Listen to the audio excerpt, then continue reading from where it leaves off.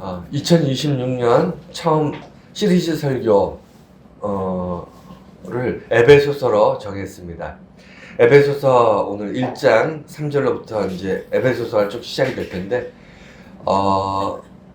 최근 들어서 빌립보서와 골로새서 시리즈 설교를 했어요. 그리고 오늘 에베소서를 합니다. 이게 무슨 얘기냐면, 빌립보서와 골로새서와 에베소서는 세 권이 다 옥중서신이에요. 바울이 인생의 마지막에 옥에 갇혀서 쓴 편지 중에 한 권입니다. 이 세 권과 빌레몬서 이렇게 네 권을 옥중서신인데, 빌레몬서는 극히 개인적인 서신이었기 때문에 요 한 권을 제외하고 이 세 권은 옥중에서 교회와 지역의 자기를 위해서 기도하는 많은 초대 교회를 향해서 복음의 본질에 대해서, 복음의 진리에 대해서 가르치기 위해서, 또는 어떤 목적을 가지고 집필해서 전달되었던 서시입니다. 그 중에서 우리가 빌립보서와 골로새서를 쭉 이제 말씀을 시리즈 설교를 쭉 자세하게 봤습니다. 오늘 에베소서는요, 특징이 있는데, 그게 뭐냐면 에베소 교회의 어떤 문제나 아니면 에베소 교회의 어떤 개인이나 어떤 사건을 바라보면서 그것 때문에 써지지 않았어요. 무슨 얘기냐면, 광범위하게, 에베소 교회를 위해서 썼다기보다는 초대교회, 대부분의 교회들에게 회람하면서, 이렇게 돌려서 읽고 말씀 안에서 깨달으라고 그런 목적으로 쓰여졌습니다. 다시 말해, 바울이 자신의 마지막을 생각하면서 유언같이 쓴 그런 서신서인데, 여러분 한번 생각해 보세요. 교회를 여러분 중에서도 이제 오래 다니신 분들은 한 3, 40년 다니신 분도 있고, 우리 권사님 같은 경우는 더 오래 다니셨죠. 한 4, 50년 되신 것 같은데, 어떤 분들은 태어나서 모태신앙으로 신앙생활 하신 분들은 길면 4, 50년, 5, 60년씩 교회 신앙생활을 하신 분들도 계십니다. 아마 이제 인간 수명이 길어지면서 정말 한 교회 신앙생활을 50년, 60년, 70년 하신 분들도 이제 나오고 있습니다. 자, 그러면 이렇게 오랫동안 신앙생활을 하신 분들이 이제 이 땅에서 생명이 다해서 이제 천국 가야 되잖아요. 천국 갈 때 자기 자식이나 주변 사람이나 지인들이나 주변에 있는 사람들한테 마지막 무슨 얘기를 하고 싶으세요? 예, 어떠십니까? 적어도 신앙생활을 한 50년쯤 하신 분이, 그래서 거의 평생 교회를 다니셨잖아요.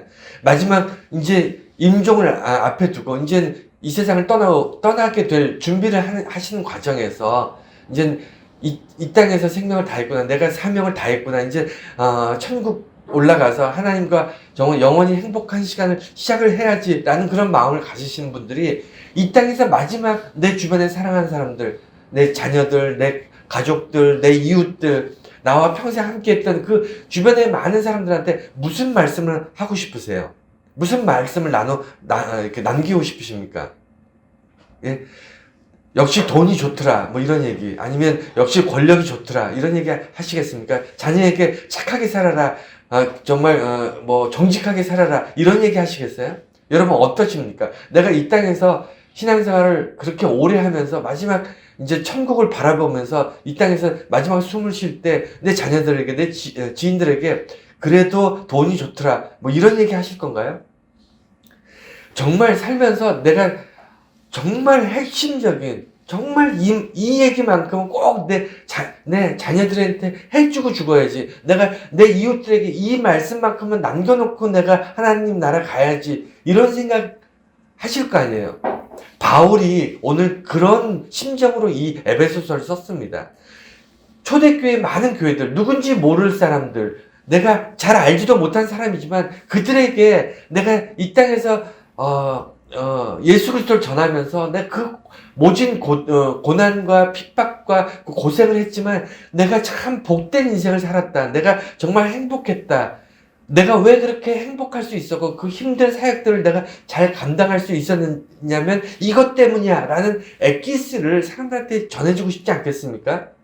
저도 그래요. 제가 자녀들 둘이 있지만 내가 무슨 큰 재물이 있는 것도 아니고 우리 아이들한테 무슨 재산을 남기거나 뭘 남길 수 있는 유산이 뭐가 있겠습니까? 하지만 제가 남기고 싶은 게 딱 하나 있는데 그게 뭐냐면 나를 나되게 하신 하나님, 나를 정말 세상에서 가장 복된 사람으로 만드셨던 그 하나님의 큰 복이 너희들에게도 임했다라고 전하고 싶은 거예요.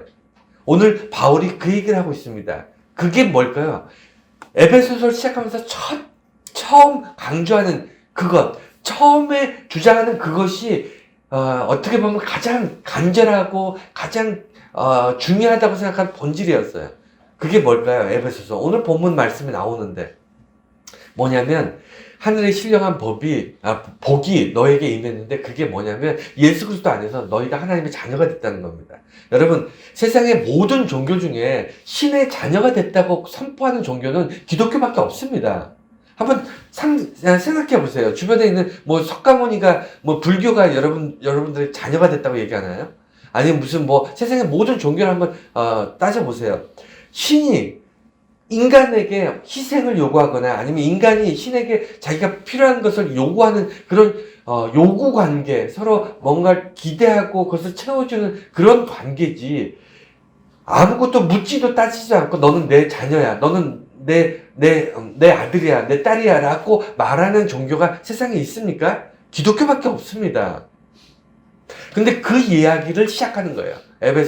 에베소서 이 말씀에 그 말씀으로 시작합니다. 바울이 그 평생 자기가 목숨 걸고 그 모진 고난 속에서도 예수 그리스도의 복음을 전했던 그 이유가, 그 전에 구약에는 이스라엘 백성들이 하나님의 자녀란 말이 없습니다. 무슨 얘기인지 아시겠죠?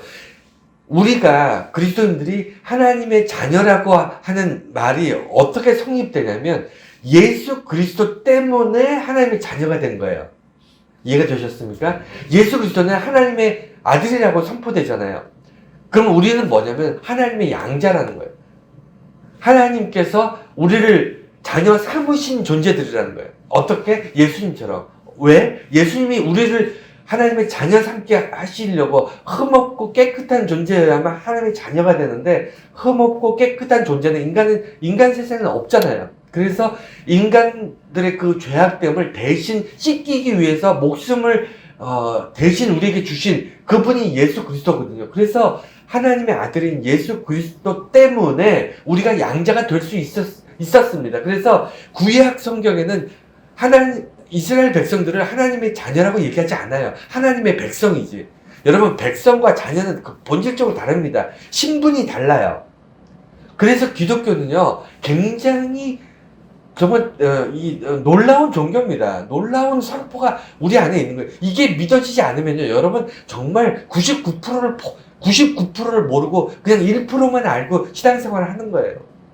우리가 누리고 있는 것에 정말 가장 큰 게 뭐냐면 우리가 하나님의 자녀라는 거예요.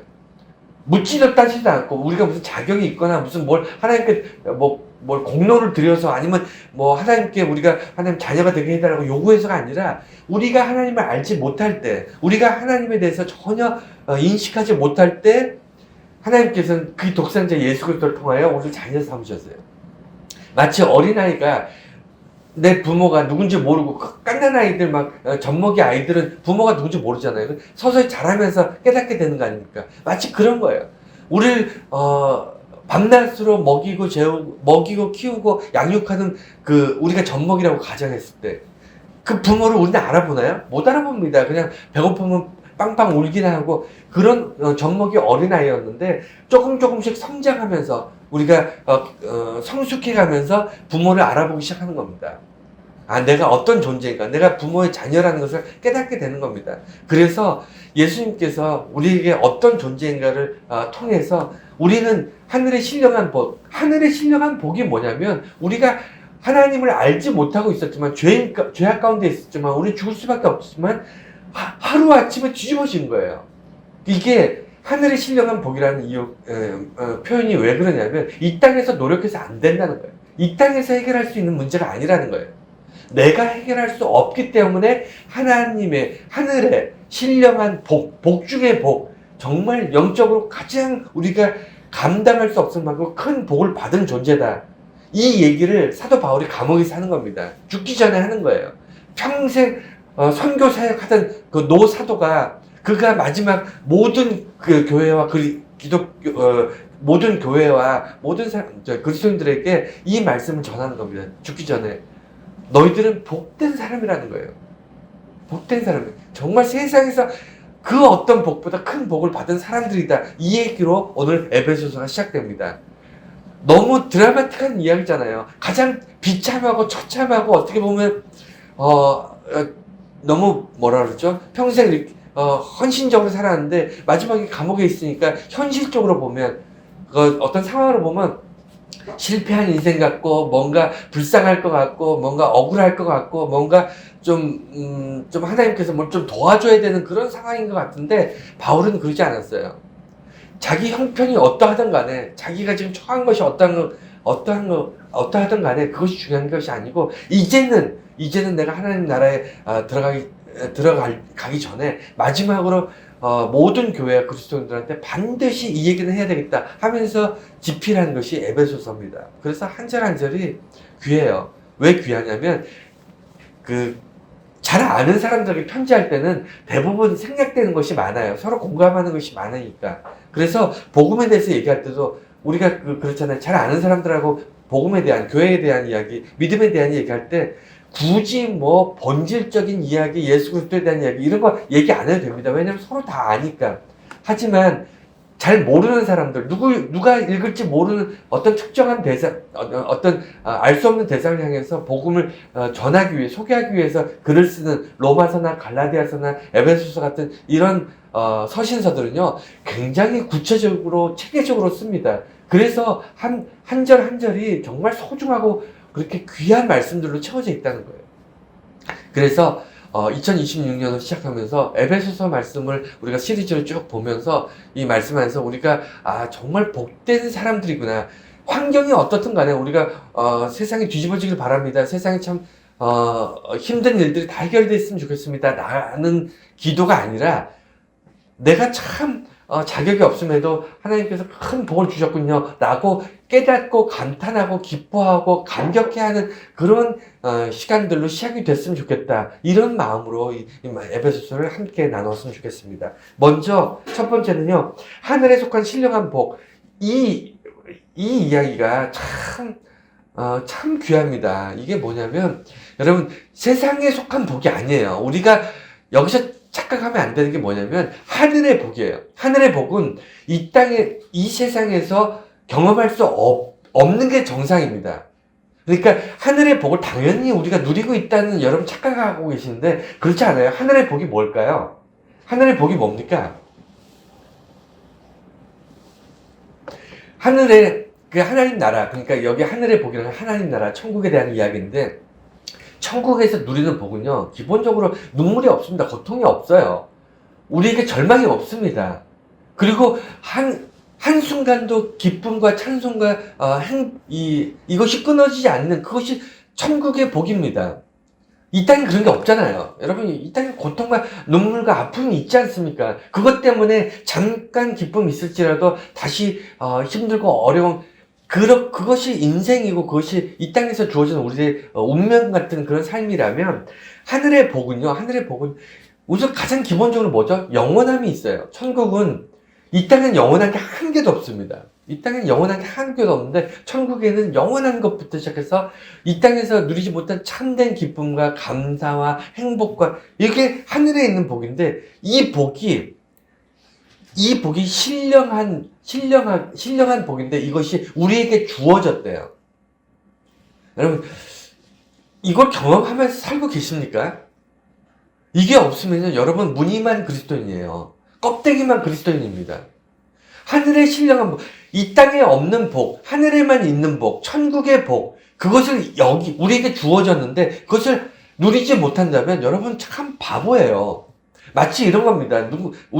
나도 모르게 누군가가 내 이름으로, 복권을 샀는데, 수백억 원, 수천억 원의 복권 당첨이 됐어. 그래서 통장에 그 돈이, 들어와 있는데 나는 그걸 사실을 몰라가지고 또는 알고 있는데 찾아 쓸 줄을 몰라서 통장에 어마어마한 감당할 수 없는 큰 돈이 있는데도 나는 매일매일 돈이 없어서 굶고 배고프고 아무것도 할지 못하고 아프면 병원도 못 가고 막 이런 바보 같은 인생? 이런 어리석은 인생? 이게 그리스도인 삶이 되어서는 안 되잖아요.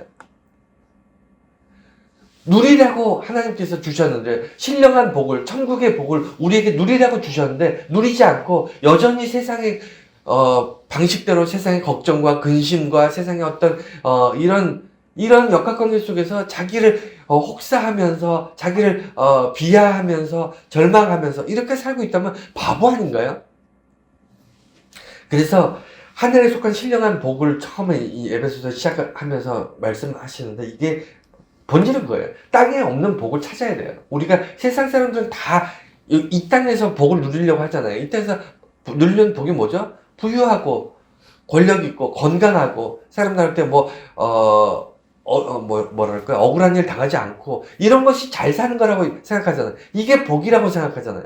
우리는 그것도 복이지만 그게 복이 아니라는 게 아니라 그것도 복이지만 우리에게는 신령한 복도 있다는 것을 기억해야 돼요. 신령한 복. 주신 복. 내가 노력해서, 내가 선택해서, 내가 경쟁하고, 싸워서 얻어낸 복이 아니라 주신 복이 있다는 것을 기억해야 됩니다. 그 복은 이 땅에서 경험하지 못하는 거예요. 그래서 그리스도인들이 누리는 복은요, 세상 사람들이 이해를 못하는 거예요. 그리고 그 복은, 신령한 복은 예수님 때문에 우리에게 주어진 겁니다. 우리가 이것을 기억하셔야 돼요. 왜 바울이 그렇게 평생을 힘들고 어려운 선교의 길에 선교의 삶을 살면서도 포기하거나 좌절하거나 후회하지 않았던 이유가 뭐냐면 그는 이미 받았어요. 어떻게 받았냐면 예수 그리스도를 통해서 그가 이미 받을 수 있는 그 복을 다 받았어요. 그것을 전하는 삶을 살았던 그게 다였습니다. 무슨 얘기냐면 그리스도 때문에 예수님 때문에 그가 이전에 인류 역사에 한 번도 경험하지 못한 완전한 하나님 앞에 용서함, 완전한 하나님과 인간이 연결되는 그런 놀라운 사건을 눈으로 목격한 사람이에요. 자기 자신을 봤을 때도 자기는 하나님을 따르고 있었지만 예수 그리스도를 반대하고 예수 그리스도를 따르던 제자들을 옥에 가두고 이런 일을 하던 자기 자신이 갑자기 예수님을 도상에서 이렇게 만나고 나서는 완전히 달라지잖아요. 어떻게 달라지죠? 그리스도를 통해서 세상이 줄 수 없는 신령한 하늘의 복을 경험한 겁니다. 영원한 세상, 그리고 영원한 구원, 그리고 거듭남 이런 것들을 바울이 경험하고 나니까 그가 이 모든 것들 내가 어릴 때부터 율법이나 이런 것들로 막 열심히 신앙생활하고 열심히 세상에서도 노력하고 이렇게 해서 얻으려고 했던 모든 것들이 얻을 수 없는 거였구나 하는 걸 깨달은 거예요. 세상의 방식으로는 이 신령한 복, 하나님께서 우리 주시고자 하는 이 복을 누릴 수 없구나 하는 것을 깨달았습니다. 왜 그럴까요? 그 복은, 신령한 복은 기본적으로 자녀에게 주는 복이에요. 하나님의 자녀에게만 줄 수 있는 복이기 때문이에요. 예전에 구약에서는 하나님의 자녀가 아니었다니까. 하나님의 택한 백성이었지 하나님의 자녀가 아니었어요.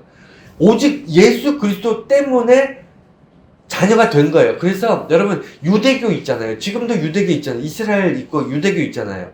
유대인들은요 하나님의 자녀가 아니에요. 하나님의 백성이지. 이해가 되셨습니까? 우리 그리스도인들 예수를 믿고 예수 안에서 구원받은 거듭난 사람들만이 하나님의 양자가 되는 겁니다. 하나님의 자녀가 되는 거예요. 엄청난 특권입니다. 세상에 어떤 종교가 신의 자녀로 우리를 삼습니까? 신의 희생물이 되거나 신을 위해서 희생하고 헌신하는 사람은 있어도 신에 의해서 신의 자녀가 된 건 신이 누릴 수 있는 모든 신이 누릴 수 있는 모든 특권을 자녀들이 누리는 건데 우리에게 주어지잖아요. 엄청난 겁니다. 그리고 세 번째는 하나님만이 가능한 복입니다. 그러니까 하늘에 속한 신령한 복은요 하나님만이 주실 수 있는 복이에요. 그래서 그래서 하늘에 속해 있다는 겁니다. 이 얘기는 뭐냐면 인간들의 노력이나 인간들의 사회나 구조 아니면 뭐 인간들이 뭐라 그러죠? 행복한 유토피아를 만들기 위해서 꽤 노력을 하잖아요. 문학, 예술, 정치, 경제, 사회, 교육.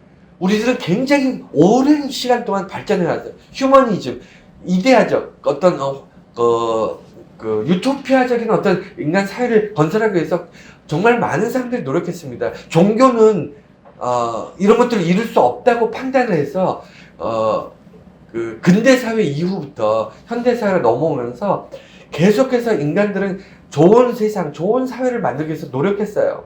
노력 안 한 게 아닌데 정말 많이 했는데 여러분 아무리 노력해도요 전쟁 한 번 나면 다 서로 죽이잖아요. 비참한 것이 인간들의 삶의 현실입니다. 좀 이렇게 살만하고 과학이나 모든 것들이 좀 발전해서 좀 우리가 편리해진 세상에 사는 것 같아도 전염병 한 번 도니까 수천만 명이 죽어버리잖아요. 여러분 인간의 세상의 어떤 한계라는 것은요 너무 명확합니다. 너무 명확해요. 이것을 넘어서지 못합니다. 그걸 깨닫지 못할 뿐이지. 그래서 인간들은요 자기들의 그 어리석음을 넘어서지 못해요. 깨닫지 못해요. 계속 그 어리석음 안에서 그래도 조금이라도 나은 세상 만들어가는 거지. 그래서 하나님만이 가능한 복이 있다는 것을 인정을 해야만 되는데 이게 안 되는 거예요. 왜냐하면 이게 과학이나 복지나 사회나 정치나 어떤 자본이나 어떤 이런 것들이 과거 종교가 주려고 했던 어떤 것들을 대체하기 시작합니다.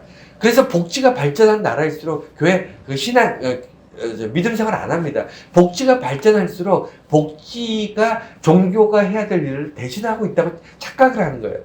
여러분 좀 더 안전하고 좀 더 배부르고 좀 더 합리적이고 좀 더 체계적일 수 있어요. 인간 사회가 복지나 어떤 정치나 경제가 발전하면 그럴 수 있지만 현실적으로 하나님께서 주실 수 있는 복은 하나도 해줄 수 없습니다. 인간들이. 하나님이 주시는 복이 뭐죠? 구원의 복이고 영혼의 복이고 우리를 참되게 정말 인간이 가지고 살아가는 어떤 절망과 어떤 한계를 넘어서는 복이잖아요. 하나님만이 주실 수 있는 그 복을 우리가 신령한 복인 거예요. 그것을 예수 그리스도를 통해서 우리가 받고 누리고 있는 사람들, 그게 그리스도인들입니다.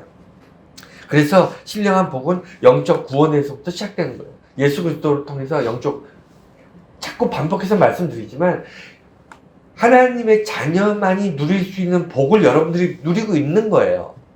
하나님의 자녀가 아니면 여러분 누릴 수 없는 복들이 있습니다. 그거를 누리고 있는 거예요. 그래서 예수님 이름으로 기도하고 예수 그리스도 안에서 구원을 이야기하고 구원받은 백성들의 삶의 어떤 소망들을 바라보고 이 모든 과정들이 오직 기독교에서만 가능합니다. 오직 기독교에서만. 천국을 소유한 자, 하나님으로부터 하나님의 능력 안에서 하나님만이 하실 수 있는 신령한 복을 우리에게 임의적으로 하나님께서 주셨기 때문에 그것을 누리며 사는 것. 그것이 그리스도인들의 신령한 복이라는 거예요. 자, 두 번째. 창세 전부터 우리를 사랑하셨대. 이것도 놀라운 복입니다. 어떤 복이냐면, 우리를 자녀 삼으신 그것이 그냥 자녀 삼고 싶어서 자녀 삼으신 게 아니고, 죄악된 우리들을 그 죄악에서 건져내신 것만으로도 또 엄청난데, 그 건져내셨을 뿐만 아니라 자녀 삼으시기까지는 그 모든 계획은 이미 창세 전부터, 인간을 창조하실 때부터 계획이 있으셨다는 거예요. 인간을 처음 만드셨을 때, 인간을 흙으로 만드셨을 때, 하나님께서는 그것도 피조물이잖아요. 근데 피조물은 자녀가 아닙니다. 여러분, 컴퓨터를, 여러분들, 지금 우리가 기술이 발달해서 컴퓨터를 우리가 만들 수 있습니다. 그리고 손기술이 좋은 사람들은 의자나 책상이나 식탁 같은 것도 나무를 이렇게 깎아서 만들 수 있어요. 어떤 사람은, 손기술이 좋은 사람은 이렇게, 자기가 필요한 것들을 이렇게 만들 수 있잖아요. 만들어 놓은 걸 내 자녀라고 생각해서 내 유산을 컴퓨터에게 물려주고 내가 만들어 놓은 의자한테 나의 전 재산을 유산으로 물려주고 이런 사람이 있나요? 이건 미친 사람이죠. 그렇지 않습니까? 근데 하나님은 그렇게 하셨어요. 하나님 미쳤다는 게 아니라 하나님께서는 자기 피조물에게 자기의 모든 것을 주시길 원하셨어요.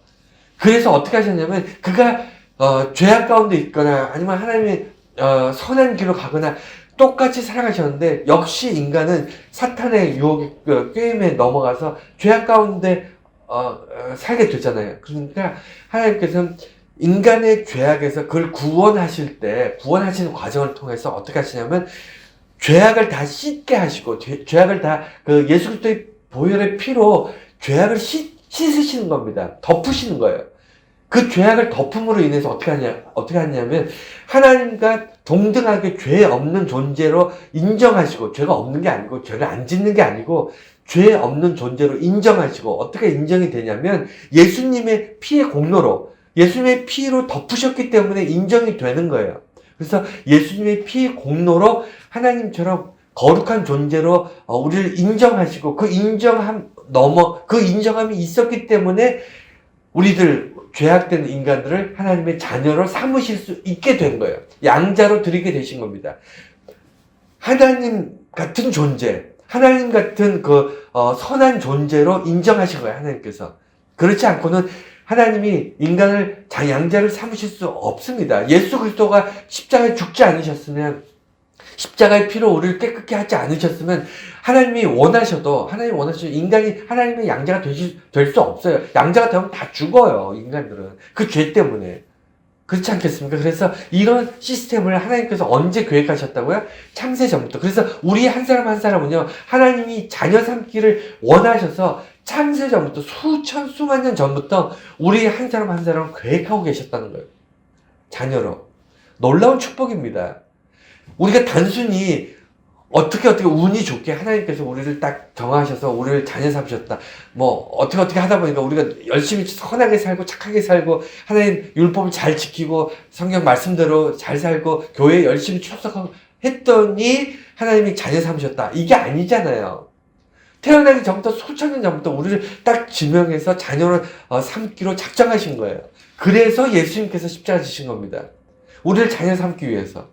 여러분, 이 모든 시스템들이 이게 시간 흐름으로 따지면 잘 머릿속에 안 들어오는데 그냥 통째로 전체를 보고 제가 생각하면 금방 알 수 있어요. 그래서 창세전에 하나님께 우리를 구원하시고 자녀 삼기로 작정하신 걸 뭐라 그러냐면 예정했다 이렇게 얘기하는 겁니다.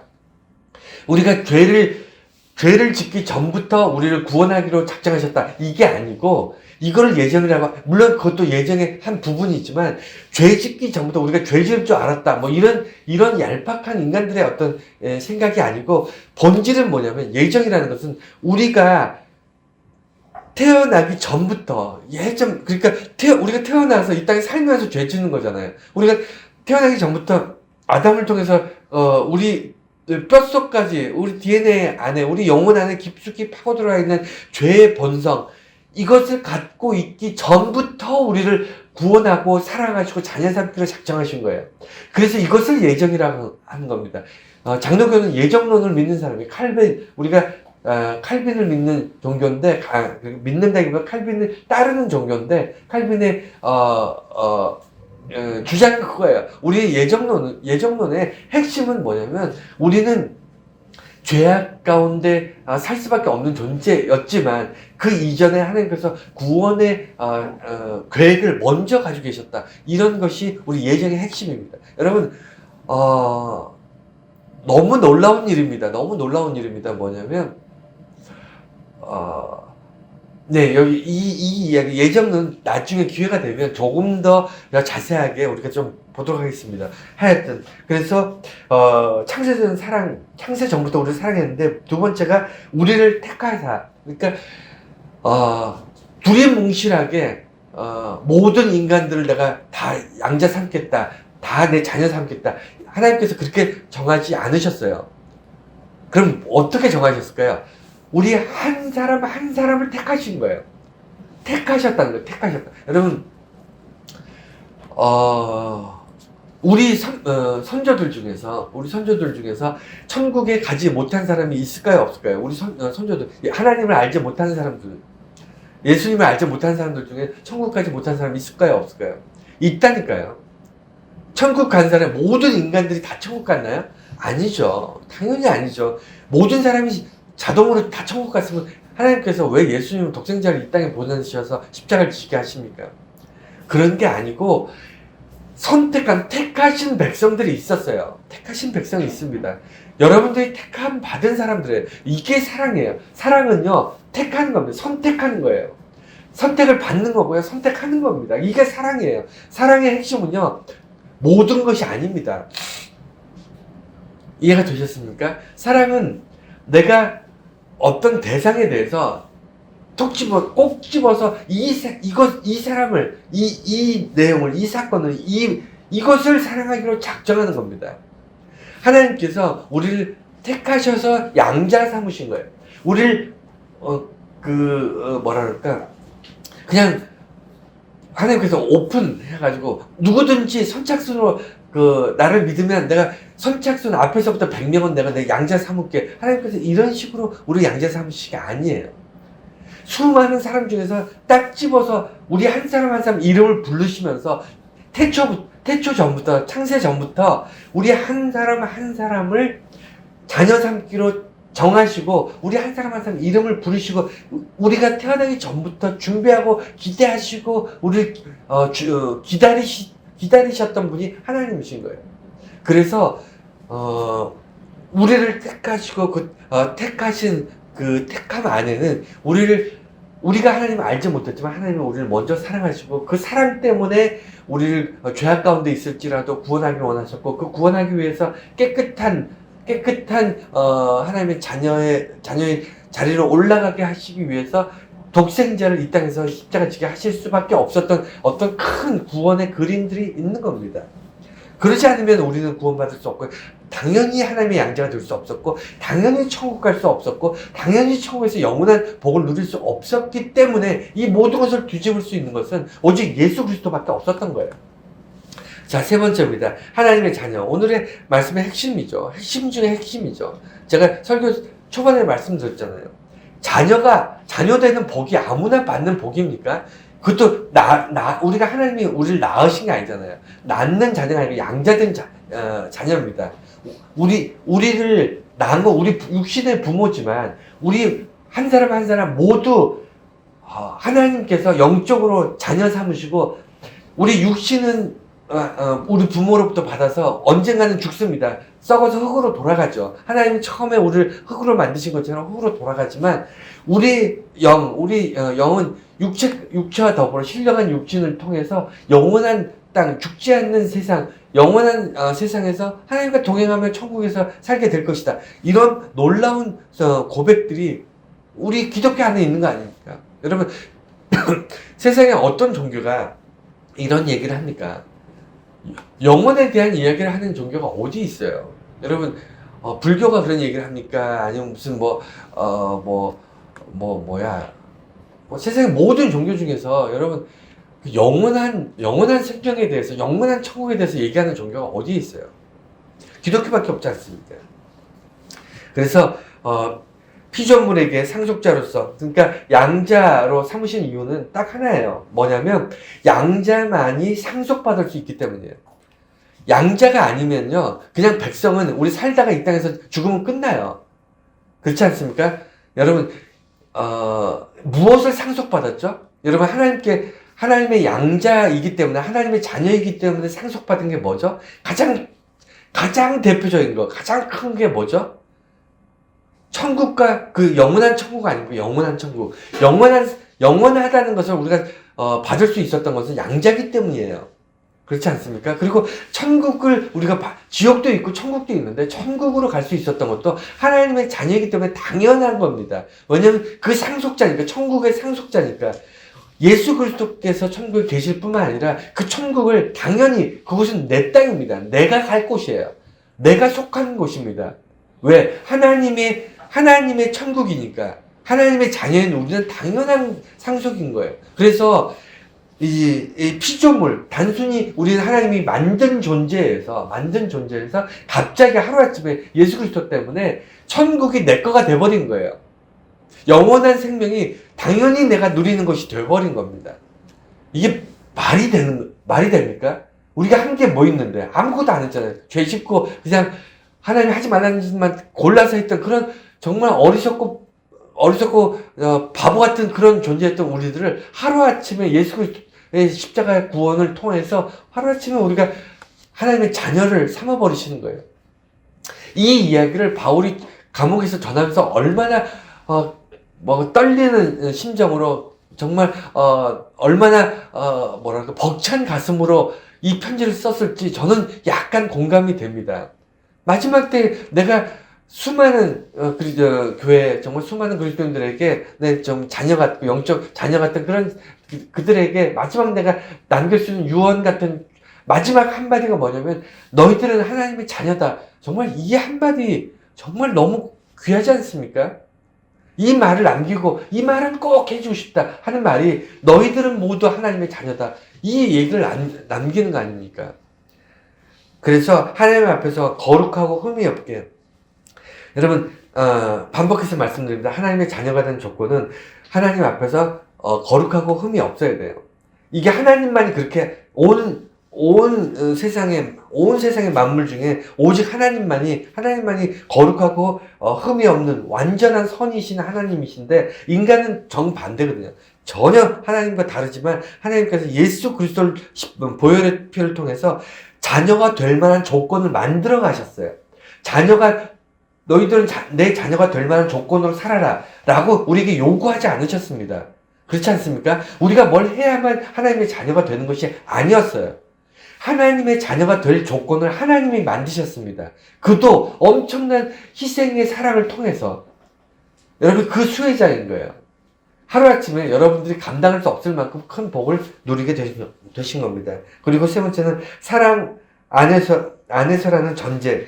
오늘 말씀에 보면 하나님의 자녀가 될 때 반드시 사랑 안에서. 여러분 기독교가 사랑의 종교라고 하는 것은 다른 종교보다 사랑하는 행동이 많기 때문이라고 생각하실 수 있지만 물론 당연히 그렇죠. 그렇지만 사랑을 많이 하는 종교이기 때문에 사랑에 대한 말을 많이 하고 사랑의 표현을 많이 하기 때문에 사랑의 종교가 아니고 우리가 받는 모든 신령한 복, 우리가 누리는 엄청난 구원의 은혜들, 모든 기독교가 말하는 복, 좋은 것들, 복의 복, 모든 것들이 뭐로부터 시작되냐면 사랑으로부터 시작된다. 어떤 사랑이냐면 하나님의 사랑이라는 거예요.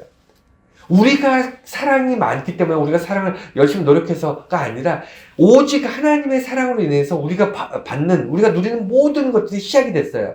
그래서 예수 믿는 사람들, 기독교인들은요, 받은 사랑을 우리가 나누면서 베풀면서 사는 겁니다. 그리고 우리가 해보지 않은 사랑들 이런 것들을 배우면서 그 배움을 나누면서 훈련하면서 그렇게 사는 거예요. 그래서 왜냐하면 사랑이 시작점이기 때문에 사랑이 동기를 일으키기 때문에 사랑이 수많은 악과 유혹과 사랑이 수많은 우리를 발목을 잡는 많은 악한 것들을 이길 수 있는 유일한 힘이기 때문에 여러분 능력을 키워보시고 돈을 키워보시고 권력을 키워보세요. 그것이 여러분 인생을 원하는 것들을 얻게 할까요? 안 됩니다. 안 됩니다. 시작점이 사랑에서부터 시작되는 거예요. 그리고 이제 결론입니다. 네 번째, 은혜와 영광을 찬송하게 하려고.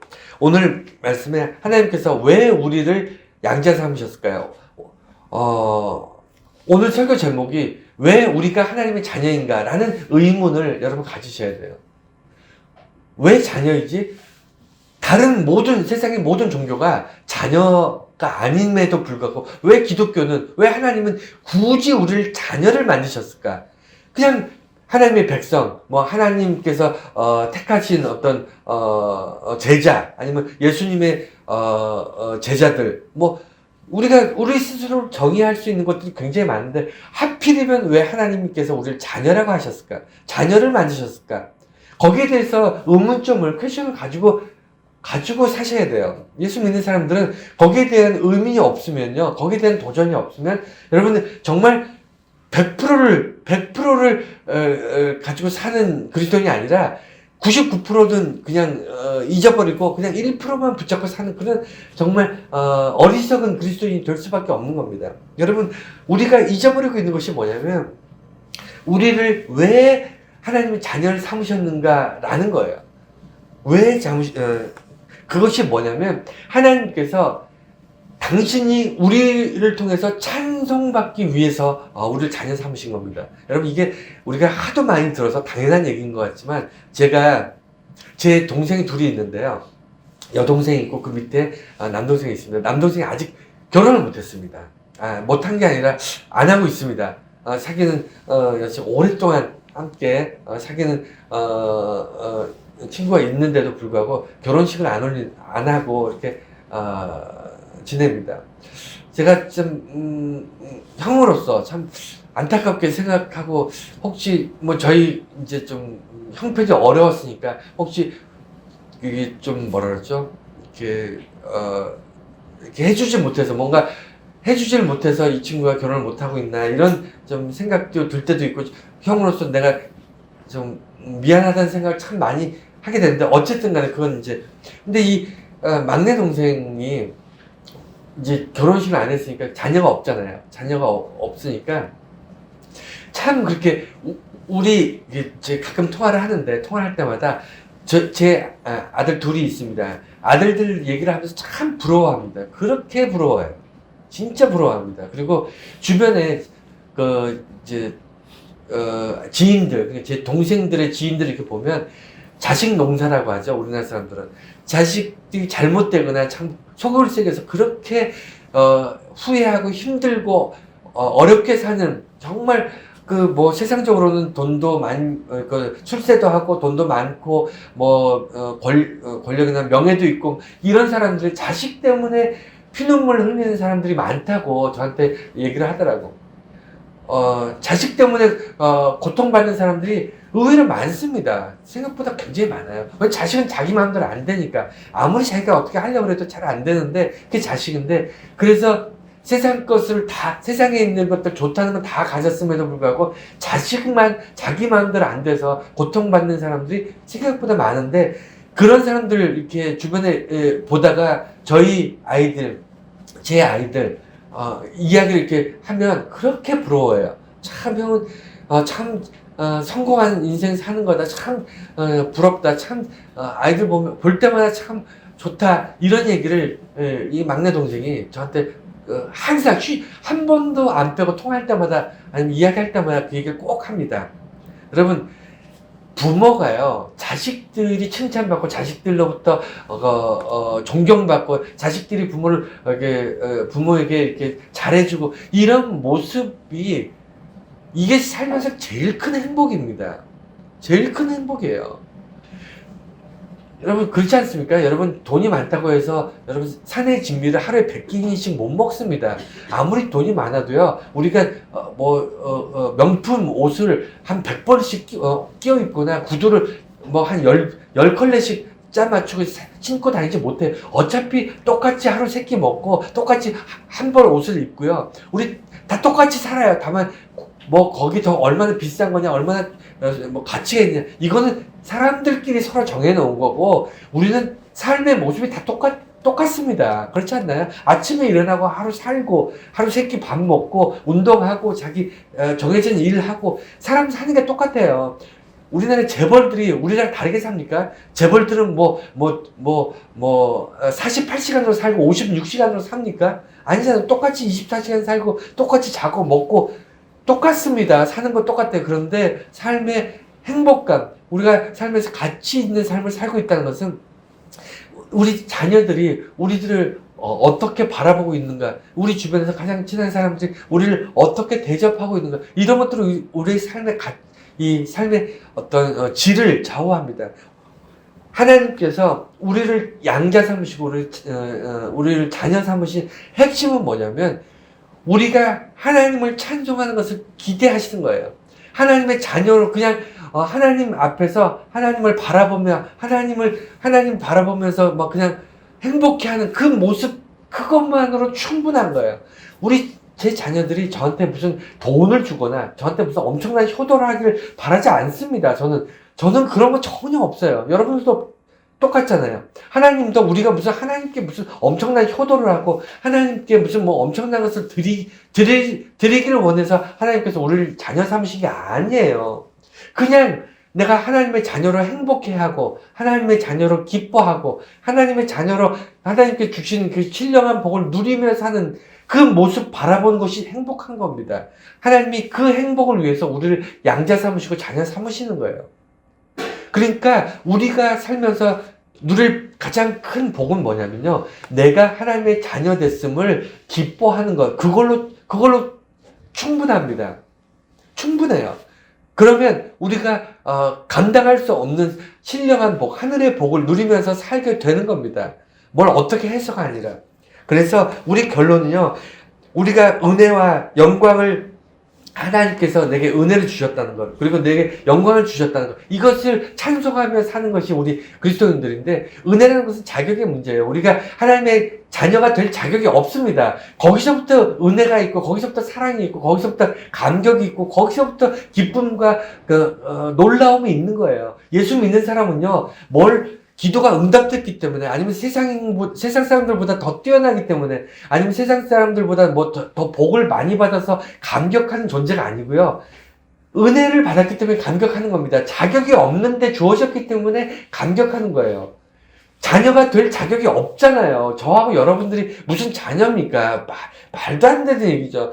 말도 안 되는 얘기인데 이루어졌습니다. 예수 그리스도를 통해서 하나님이 창세 전부터 준비하셔가지고 예수 그리스도를 십자가에 못 박으심으로 피를 흘리심으로 그 피값으로 우리를 자녀 삼으셨잖아요.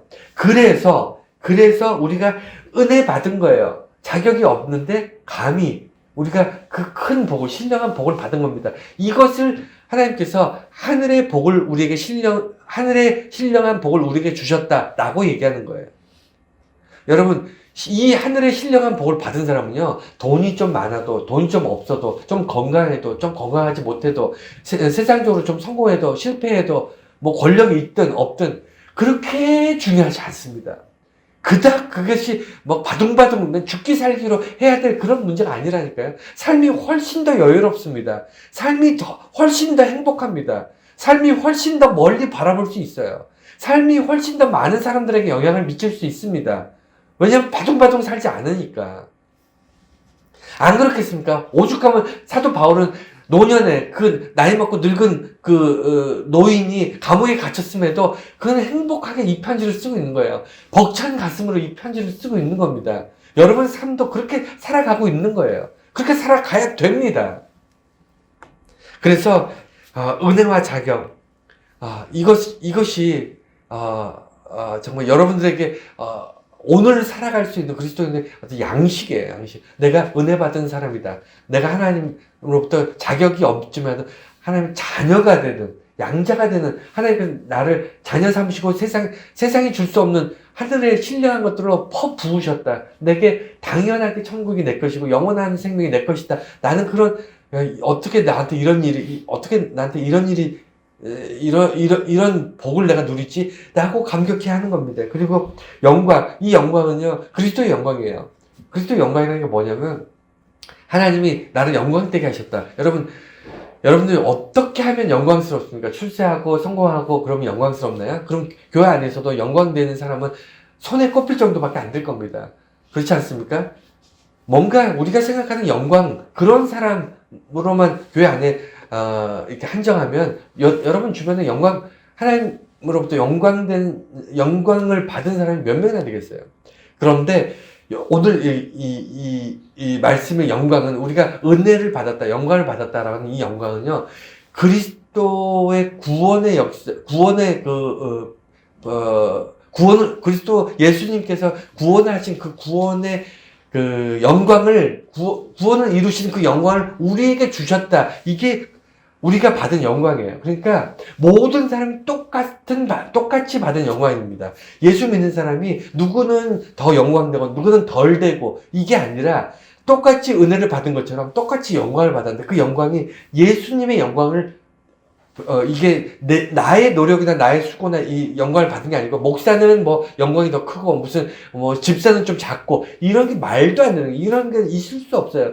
예수 믿는 그리스도는 모두가 동일하게 똑같은 크기와 무게로 영광을 받았는데, 그 영광이 왜 똑같은 무게와 똑같은 크기냐면, 오직 예수의 이름으로 예수의 영광을 우리가 물려받았기 때문에 예수 그리스도의 영광은 우리가 똑같이 누리는 거잖아요. 구원의 역사는 교회 처음 나온 사람이나 어린아이나 아니면 오랫동안 50년, 60년, 70년 신앙생활 한 사람이나 똑같이 영광스러운 거예요.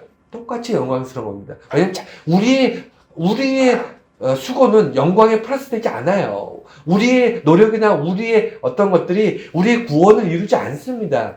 우리의 어떤 수고나 우리의 어떤 헌신이 하나님 앞에 우리가 영광 받을 만한 어떤 재료가 되지 않아요. 오직 그리스도인들은 1년을 신앙생활을 하든 100년을 신앙생활을 하든 똑같습니다. 오직 예수의 은혜로 신앙생활을 하는 거고요. 예수의 은혜로 우리가 믿음을 갖는 거고요. 예수의 이름으로 우리가 기도하며 하나님 나라를 향해 달려가는 겁니다. 그래서 똑같은 영광 가운데 사는 거예요. 그래서 우리가 예수 믿는 사람들이 찬송하는 것은 뭐냐면 하나님께서 우리에게 주신 은혜와 하나님께서 우리에게 베푸신 영광이에요. 이걸 찬송하는 겁니다. 여러분 2026년은 우리가 하나님께서 우리에게 베푸신 크고 놀라운 일들, 이 구원의 은혜, 그리고 예수 그리스도를 통해서 우리에게 베푸신 그 자녀 삼으심, 이것을 통해서 우리가 은혜를 깨닫고 영광을 깨닫고 찬송이 입술에서 떠나지 않는 그런 2023년을 시작하시기 참 원합니다. 여러분 그랬을 때 삶이 어떻게 바뀐지 아세요? 내가 잃어버렸던 99%의 기쁨이 내게 찾아옵니다. 내가 알고는 있지만 누려보지 못한 99%의 감격이 여러분의 삶에 찾아오는 거예요. 그냥 1% 내가 누릴 수 있는 그 복에, 신령한 복에 1%만 붙잡고 바둥바둥 살던 여러분들이 넉넉하게 아주 차고 넘치게 행복하게 살 수 있습니다. 너무 내 앞에 놓인 문제들이 너무 절박하고 힘들고 어려워서 마치 세상에 너무 삶이 각박한 것 같은 그렇게 살아왔던 여러분들의 삶이 갑자기 하루아침에 넉넉한 삶이 되어버립니다. 여러분 이런 그리스도로 살아야 되지 않겠습니까? 그렇지 않겠습니까? 그래서 우리가 언제 어떻게 정말 하나님 나라 하나님께 부르셔서 하나님 나라 갈지 모르지만 우리가 가는 그날까지 이 땅에서 사는 순간순간 늘 이렇게 감격이 넘치는 그런 저와 여러분들의 인생들이 다 되시기를 감히 간절히 축원합니다.